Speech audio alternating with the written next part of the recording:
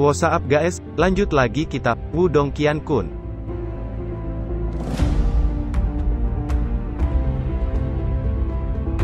Kilatan cahaya merah menyapu dari tepi langit dengan kecepatan yang mencengangkan saat harimau Xiaoyan mengepakkan sayapnya dan muncul di langit di atas puncak gunung. Aura chi dingin hitam yang misterius nampak merembes keluar dari tubuhnya, sementara matanya yang dingin menatap tajam pada gunung di bawah. Xiaoyan mengepakkan sayapnya saat matanya menyapu gunung di bawah. Meskipun terlihat sepi, namun ia samar-samar bisa merasakan sedikit bahaya. Saat kekuatannya meningkat, kecerdasannya juga menjadi semakin tinggi. Karena itu ia tahu apa yang memaksa Lindong masuk ke tanah kematian adalah sekte boneka. Setelah melarikan diri dari jurang hitam, ia segera membalas dendam menyebabkan banyak anggota sekte boneka telah kehilangan nyawa mereka di bawah gigitannya yang tajam.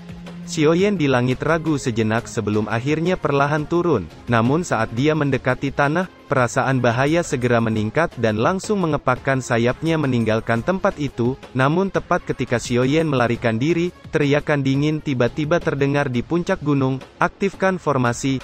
Segera banyak pilar energi Yuan melesat ke langit akhirnya berubah menjadi penghalang cahaya melingkar yang sepenuhnya menutupi langit. Xiaoyan menabrak penghalang cahaya menyebabkan gelombang kejut yang keras meletus dan tubuhnya dipantulkan kembali. Binatang, aku ingin lihat kemana kamu bisa melarikan diri sekarang, teriak Tengsa dengan dingin saat dia melihat Xiaoyan terjebak.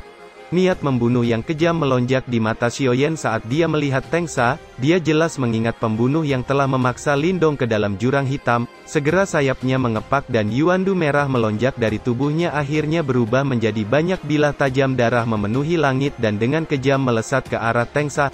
Tengsa hanya menyeringai dan dengan santai melambaikan tangannya. Segera yuandu yang kuat melonjak akhirnya berubah menjadi penghalang dinding di depannya yang benar-benar memblokir serangan bilah-bilah tajam. Binatang, salahkan kamu sendiri telah memilih tuan yang salah, kata Tengsa dengan dingin dan mengulurkan tangannya. Segera gunung besar yang terbentuk dari energi Yuan meluncur ke bawah dengan kejam dan menghantam punggung Xiaoyan menyebabkan Xiaoyan mengeluarkan lolongan kesakitan. Namun, sebelum bisa menyerang balik, para panatua sekte boneka menyerang secara bersamaan dan 10 energi Yuan yang kuat berubah menjadi rantai yang melintasi langit dan langsung mengikat tubuh dan sayap Xiaoyan. Namun Xiaoyan dengan keras meronta saat yuandu merah melonjak keluar dari tubuhnya yang dengan liar menyembur tanpa henti, menyebabkan retakan muncul pada rantai energi Yuan. Binatang, kamu masih berani melawan, teriak Tengsa dengan dingin melambaikan tangannya. Segera kekuatan energi Yuan yang kuat dengan keras menghantam tubuh Xiaoyan menyebabkan beberapa sisik di tubuhnya pecah di tengah raungannya yang menyedihkan sebelum akhirnya matanya perlahan terkulai dan pingsan. Tangkap dan bawa dia pergi. 3 hari kemudian, saya akan menyiksa binatang ini di depan semua orang dan memperbaikinya menjadi boneka binatang. Saya ingin semua orang tahu, bahkan seekor binatang buas akan membayar hutangnya 100 kali lipat karena menyinggung sekte boneka, kata Tengsa dengan kekejaman muncul di wajahnya saat dia melihat ke arah Xiaoyan yang pingsan. Dia melambaikan tangannya dan berbalik saat suara tawanya yang kejam bergema di langit.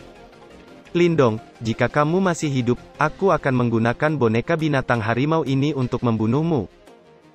Sementara suara tawa dingin Tengsa bergema di pegunungan, sebuah lubang hitam bergolak di atas chi dingin dan Lindong tiba-tiba membuka matanya. Segera aura yang sangat kuat tiba-tiba meletus dari tubuhnya bahkan menyebabkan chi dingin di sekitarnya benar-benar tersebar. Kamu sudah berhasil, seru Xiao Dao dengan kegembiraan melonjak di matanya sementara dia menahan laba-laba hitam. Lubang hitam di belakang Lindong perlahan menghilang sementara tubuhnya dengan lembut mendarat di tanah. Cahaya yang kuat menyala di matanya dan gelombang kekuatan Yuan liar yang melonjak dari tubuhnya telah menjadi beberapa kali lebih kuat dari sebelumnya. Apa kamu sudah menerobos tahap manifestasi?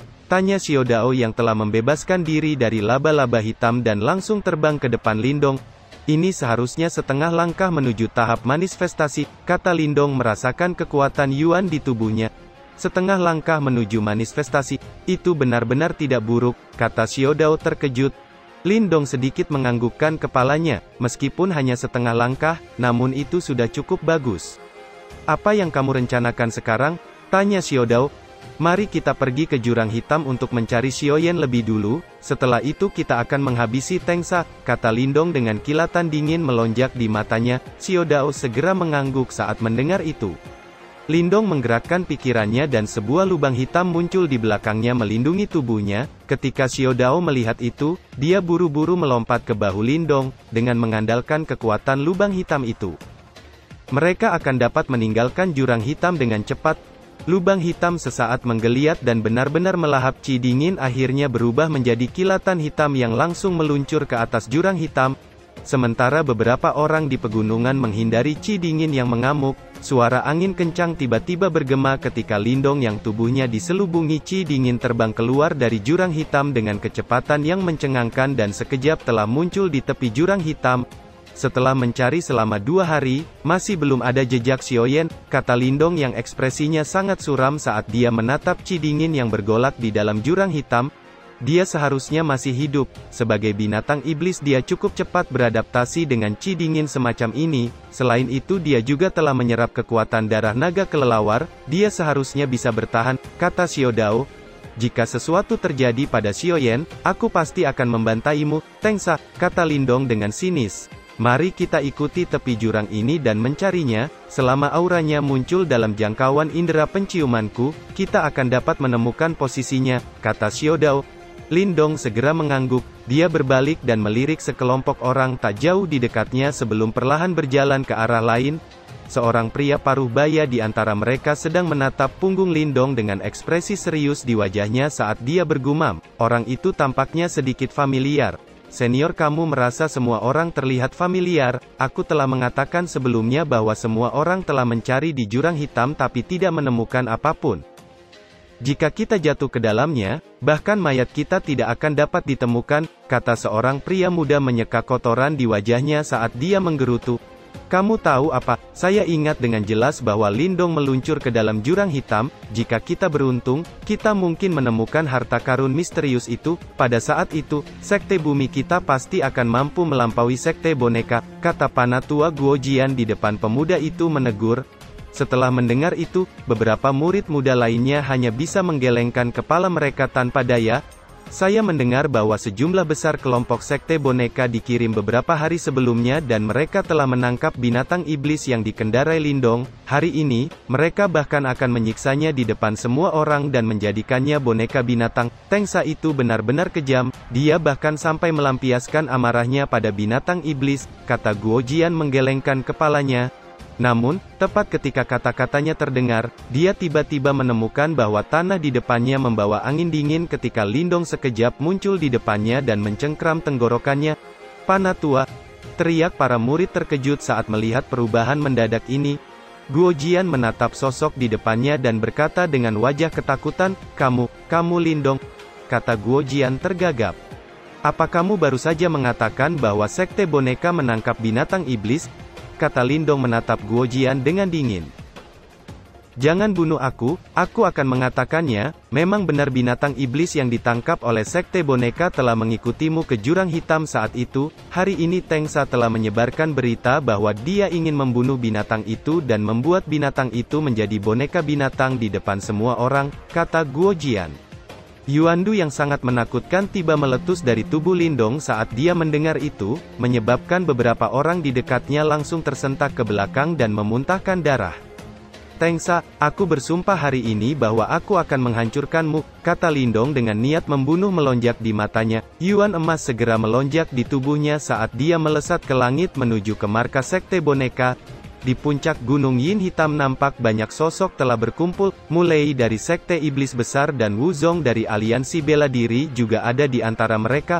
Beberapa suara percakapan juga menyebar, dikabarkan Sekte Boneka berencana menyatukan faksi-faksi di wilayah besar untuk membentuk aliansi. Apa ambisi Tengsa sebenarnya sebesar itu? Ada begitu banyak faksi di wilayah besar, Mulei dan Wuchong juga merupakan dua faksi besar, bagaimana mungkin mereka mengizinkan hal semacam ini?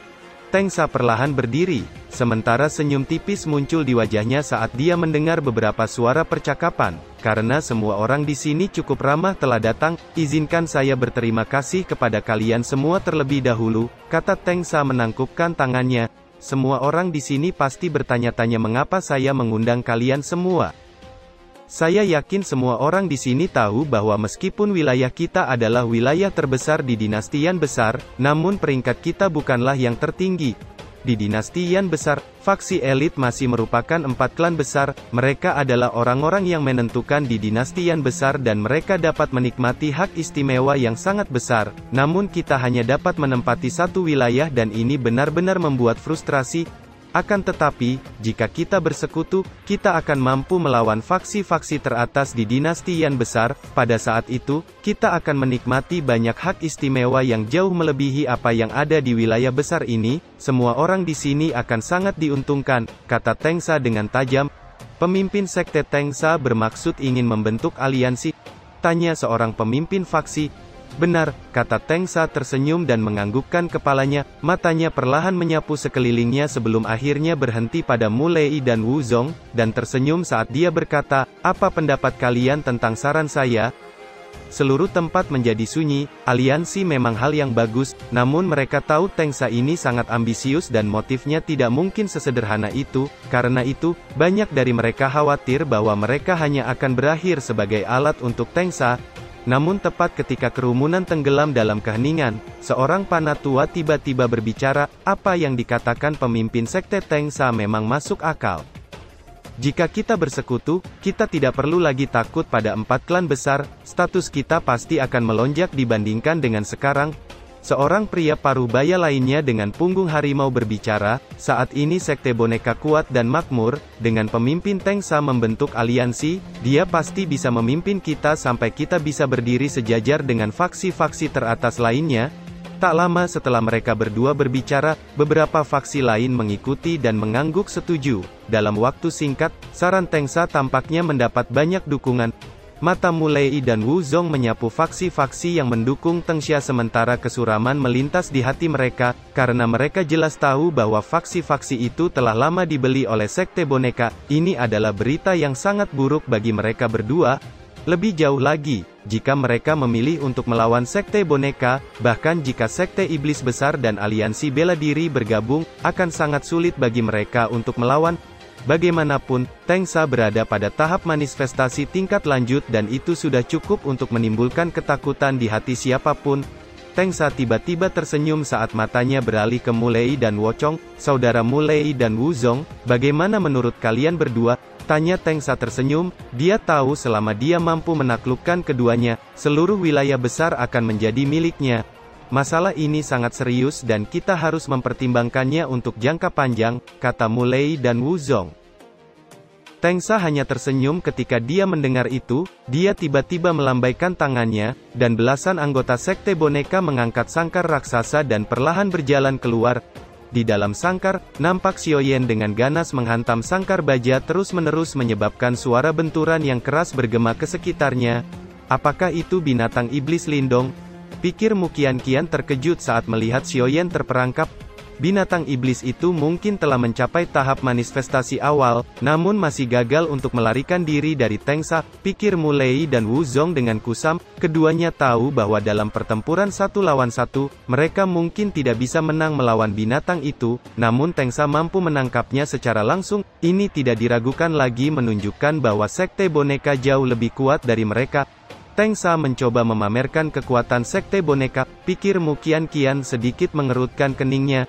Setengah tahun yang lalu, binatang ini terjun ke jurang hitam bersama bajingan itu, namun bajingan kecil itu sudah mati di dalam, tapi binatang malang ini selamat. Sekarang saya akan menguliti binatang ini hidup-hidup, kata Tengsa dengan sinis. Setelah itu dia langsung meluncurkan pukulan dan menghancurkan sangkar baja. Xiaoyan yang melihat sangkar hancur langsung mengepakkan sayapnya untuk melarikan diri, namun Tengsa melangkah maju dan mengepalkan tangannya. Segera energi yuan tangan raksasa terbentuk di langit yang dengan kejam menamparkan Xiaoyan hingga tubuhnya terhempas menabrak tanah dengan luka di sekujur tubuhnya. Wajah Tengsa sangat dingin saat dia melihat itu, berani menyinggung sekte boneka, bahkan jika itu hanya binatang buas, saya akan memastikannya kehilangan keinginan untuk hidup dan memohon kematian, kata Tengsa dengan sinis. Bajingan ini, pikir Mu Qianqian dengan geram. Mulei dan Wuzong bertukar pandang, kata-kata Tengsa jelas ditujukan untuk mereka berdua, sepertinya jika mereka tidak menyetujui aliansi hari ini, pertempuran tragis pasti akan terjadi. Binatang, jika kamu ingin menyalahkan sesuatu, salahkan bahwa kamu mengikuti tuan yang tidak berguna, kata Tengsa tertawa dingin. Setelah itu dia mengulurkan tinjunya dan energi Yuan tinju raksasa terbentuk di langit dan dengan kejam meluncur ke bawah ke arah Xiaoyan yang sudah tidak bisa bergerak. Sementara semua orang mengira ledakan darah akan terjadi, suara keras yang menusuk telinga tiba-tiba terdengar ketika tinju raksasa menghantam lingkaran cahaya energi mental yang padat yang tiba-tiba muncul di atas Xiaoyan melindunginya. Tinju itu hanya menyebabkan riak energi liar menyebar dan tidak berhasil memecahkannya. Wajah semua orang nampak menjadi kaku ketika mereka melihat sosok yang perlahan muncul di depan Xiaoyan.